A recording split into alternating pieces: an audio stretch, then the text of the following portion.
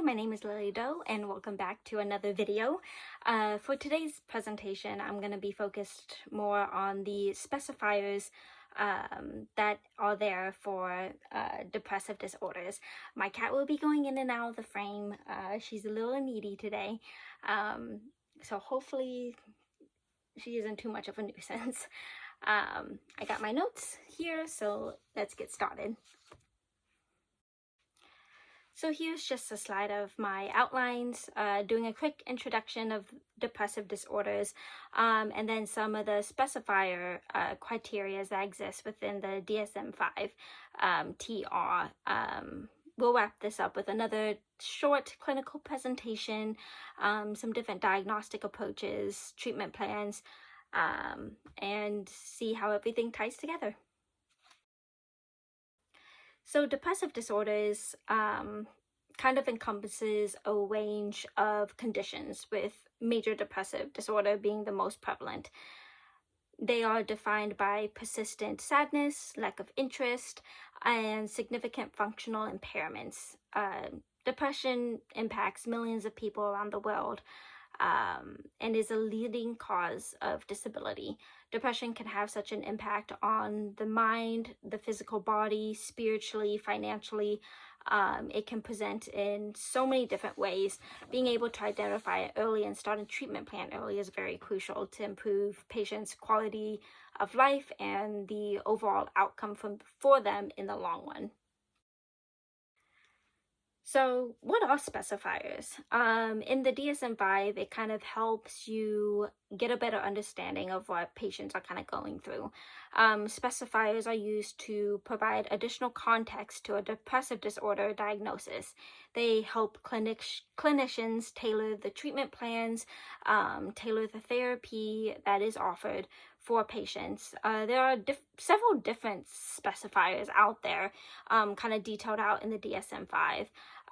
Which we will go through each different types of specifiers and talk about kind of the criteria for each of them, such as with anxious distress, mixed features, melancholic features, and the list is provided there.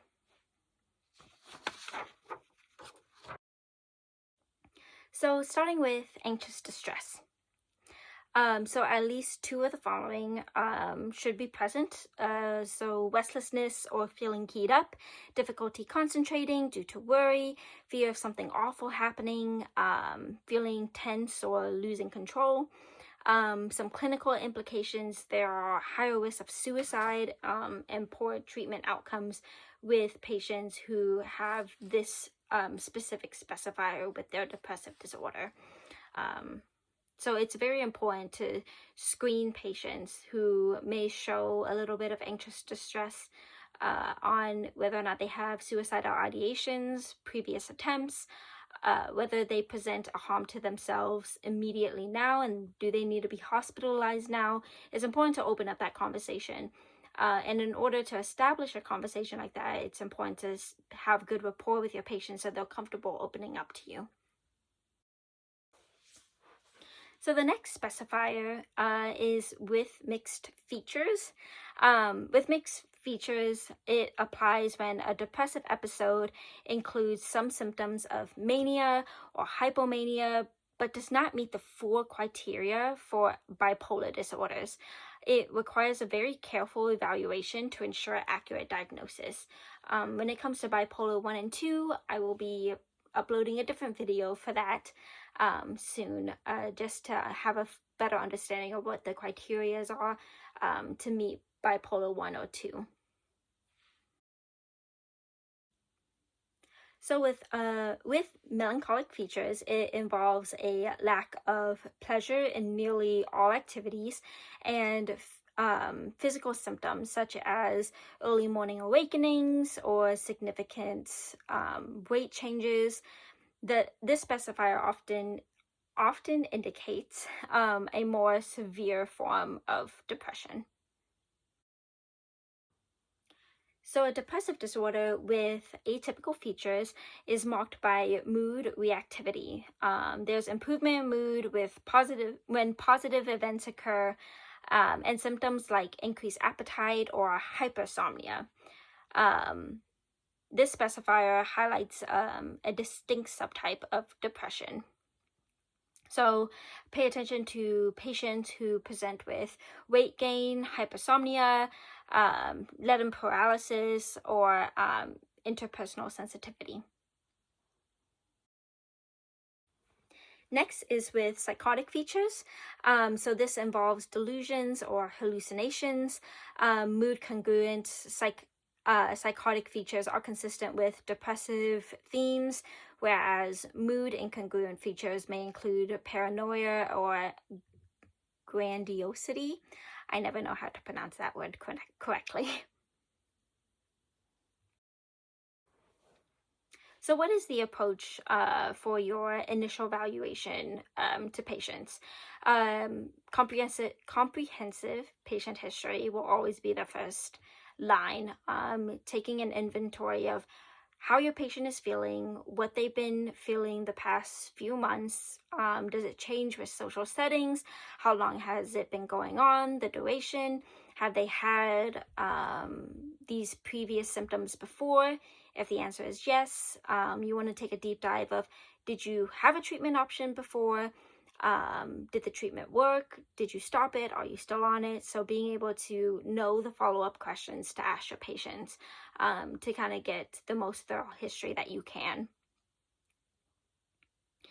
You can also use screening tools such as the PHQ-9. You want to rule out medical causes and assess for any comorbidities or risk factors.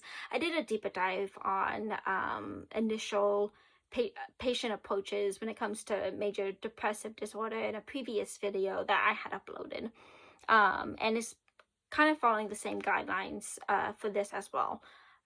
You want to be able to see if there's any other medical conditions that the patient may have that could be causing symptoms to appear in the same way. Again, hypothyroidism is a very big one when it comes to depressed mood, anemia as well. So kind of getting the full workup on a patient is important to start off with. And again, evaluating for substance use disorder, and seeing how long they've been on said substance, why they are on it, and the reason that you want to take that thorough history is because you don't want to miss a medical condition, have that go undiagnosed and untreated, and in the meantime you're treating something completely different and the patient is stating that they're not feeling better, then they stop coming to you and they're not having that opportunity to have that improvement in the quality of life. So you don't want to miss something and have something go untreated. So the treatment begins with evidence-based options like SSRIs, psychotherapy. Specifiers guide more tailored treatments, such as light therapy for seasonal depressions or seasonal patterns, or antipsychotics for psychotic features, sometimes exposure therapy depending on what the patient's symptoms are presenting like. So having these specifiers are very helpful for clinicians to be able to really tailor that treatment plan to kind of mainstream the treatment for the patient to get to a place where they have that improvement in their quality of life. So with the newer update of the DSM-5 published in 2022, there have been updates to some of the specifiers for depressive disorders, which have implications for both diagnosis and treatment. So some of the new specifiers are like mixed feature specifier. Previously, this was the presence of manic or hypomanic symptoms to depressive episodes that could have led to misdiagnosis of bipolar disorder.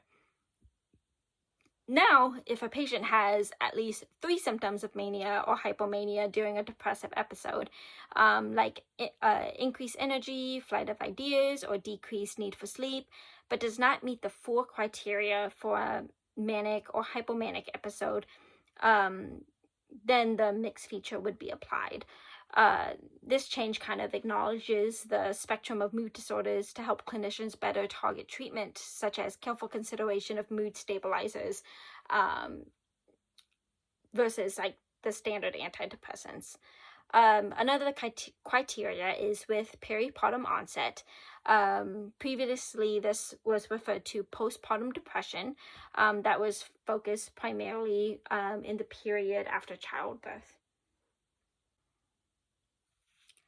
So these changes kind of help improve and the precision of diagnosis and provide guidance for tailoring treatments. It also shows just how much research goes into depressive disorders, being able to kind of address symptoms across the spectrum of depressive disorders in order to be able to treat it more effectively. So a quick case example, a 26-year-old female with sadness, fatigue, hypersomnia, and interpersonal sensitivity. Based on the previous slides, the diagnosis for this patient would be major depressive disorder with atypical features. As you can see with the DSM-5 specifiers, the patient has some mood reactivity, hypersomnia, that kind of leans towards those atypical features. And then the feelings of sadness and fatigue are symptoms for those depressive episodes. So treatment plan for them, it could range from cognitive behavioral therapy, improvement in sleep hygiene, making a routine to improve overall sleep quality, and possibly pharmacotherapy such as SSRIs. This is just my reference slide of where I got my information to provide the foundation for this presentation today. I hope that you enjoyed it and that it was easy to follow, and stay tuned for the next video.